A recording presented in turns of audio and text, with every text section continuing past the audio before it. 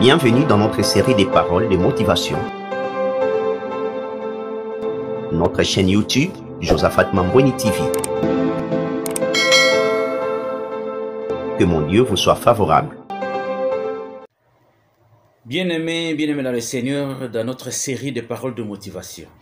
Aujourd'hui, Dieu veut te motiver dans un domaine précis. Nous parlerons de la persévérance. C'est quoi? C'est l'action de persévérer. Persévérer, à son tour, veut dire persister.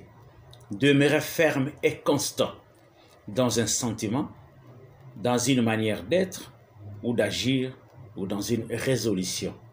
Alors, nous allons lire le livre de Josué, le chapitre 6. Nous sommes au verset 15 au verset 16. La Bible dit ceci: « Le 7e jour, ils se levèrent de bon matin dès l'aurore, et ils firent de la même manière 7 fois le tour de la ville. Ce fut le seul jour où ils firent 7 fois le tour de la ville. À la 7e fois, comme les sacrificateurs sonnaient des trompettes, Josué dit au peuple: « Poussez les cris, car l'Éternel vous a livré la ville. » La grande muraille de Jéricho n'est pas tombée en un jour, pas en 2, en 3. Il a fallu 6 jours et le 7e jour, il a fallu faire 7 tours pour que la muraille tombe.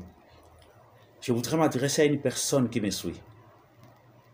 Tu as des rêves qui tardent à se réaliser. Tu as des projets qui ne produisent encore rien. Tu es dans un ministère qui ne produit pas de résultats. Tu es dans un commerce qui n'est pas encore florissant.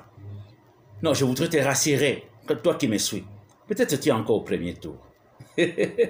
Peut-être 2e, 3e, 4e, 5e, 6e. Non, bien-aimé, la persévérance, c'est la bonne attitude pour celui qui veut voir ses rêves se réaliser.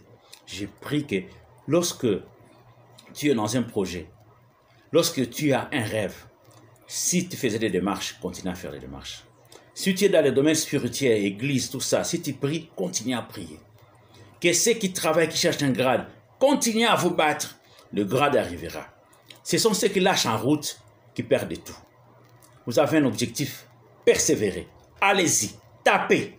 La muraille de Jéricho finira par tomber et vous allez être rassurés. Le chiffre 7 à la Bible est vraiment symbolique et signifiant. Le livre chiffre 7 vient simplement dire, c'est le chiffre de l'accomplissement. Dieu lui-même, je prends 2 exemples, n'a pas créé la nature en un seul jour. Le premier jour, c'était le ciel et la terre. Il installe les luminaires, il crée la faune et la flore, il met les conditions atmosphériques pour la vie sur cette terre, il met en place les réseaux hydriques. Le 6e jour, il crée l'homme à son image et à sa ressemblance. Et on dit, le 7e jour, il se reposa de toutes ses œuvres. Waouh! Naaman, le Syrien, le général, on lui parle d'un prophète qui guérit. On lui dit, jette-toi 7 fois dans le fleuve. Il voulait bouder, mais quelqu'un était là pour le rassurer, pour l'encourager. Fais ça, fais ça. Il plonge 1 fois, 2 fois, 3 fois, 4 fois, 5 fois, 6 fois. Et la 7e fois, Hallelujah. Naaman, pire comme un petit bébé. La peau était normale, il était complètement guéri. Chers frères et sœurs, je crois que je t'ai parlé. Que Dieu te bénisse. N'oublie pas de liker et de commenter. Ne lâche pas. Hein? Ne lâche pas. Hein?